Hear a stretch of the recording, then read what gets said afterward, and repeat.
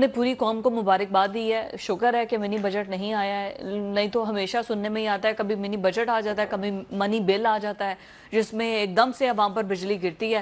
چلیں یہ تو اچھی بات ہے. انہوں نے کہا مخالفین نے جو دن رات ڈنڈورا پیٹ رہے تھے نا, ایسا کچھ نہیں ہو رہا. راحت صاحب, وزیر اعظم نے تو مبارکباد دی ہے, شکر ادا کیا ہے, آپ کو بھی مبارکباد. سٹاف لیول معاہدہ بھی ہو گیا ہے اور کوئی منی بجٹ بھی نہیں آ رہا ہے, اور جو مہنگائی ہے اس کو بھی کنٹرول کر لیا ہے وزیر اعظم نے.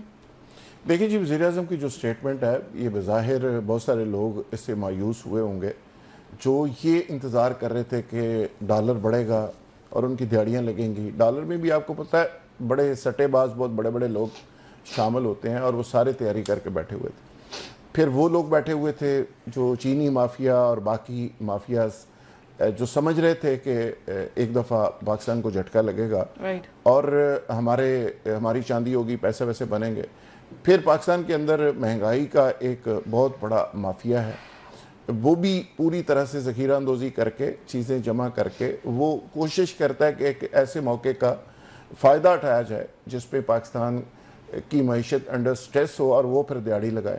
تو کافی لوگوں کو مایوسی ہوئی ہے, اور یہ پرائم منسٹر نے اگر سب کو مبارک دی ہے تو ہمیں مبارک اس لیے لینی چاہیے کہ اگر سٹیبلٹی پاکستان کے اندر رہتی ہے, مہنگائی آپ کی بہت زیادہ بڑھتی نہیں, اسی جگہ قائم بھی رہتی ہے, تو یہ میں سمجھتا ہوں کہ موجودہ حالات کے اندر یہ بھی ایک بہت بڑی کامیابی ہے. لیکن اس پہ بات ہو سکتی ہے کہ چیزیں بہتر ہونی چاہیے, ریفارمز ہونی چاہیے, جو اپنے ہمارے خرچے اس کو کم کیا جانا چاہیے.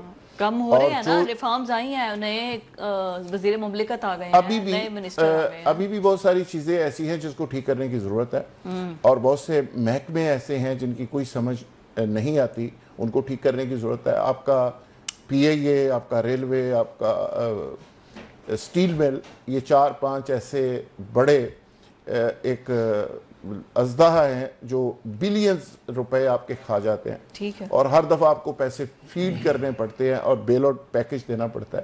تو نیجکاری کمیشن ہے, اس نے بھی کام شروع کیا لیکن وہ بہت اچھے طریقے سے چیزوں کو آگے شاید نہیں بڑھا سکا. یہی آپ کی کوشش کی گئی نجکاری کے لیے, آپ کو پتہ ہی ہے کیا ہوا, تماشا لگ گیا کہ کوئی خریدار نہیں تھا. جو خریدار تھے پنجاب ایئر بنانے کا فیصلہ کیا جو خریدار تھے وہ کہہ رہے تھے جی پلاٹ لے لو ساڑھے کلو تے سانو پی آئی اے دے دو اور قسطاں دے دو. تو اس میں بھی ایک بڑی غیر سنجیدگی نظر آئی. لیکن بہرحال ایک ایفرٹ گورنمنٹ کر رہی ہے, اس کے اثرات اس طرح کے کہ دن کو رات اور رات کو دن والے شاید ابھی تک نہیں آئیں گے, لیکن آئی ایم ایف کا ڈیل آپ کی ہو جانا اس بات کی دلیل ہے کہ آئی ایم ایف آپ کے معاشی ڈھانچے کو سپورٹ بھی کر رہا ہے اور اس پہ اعتماد بھی کر رہا ہے.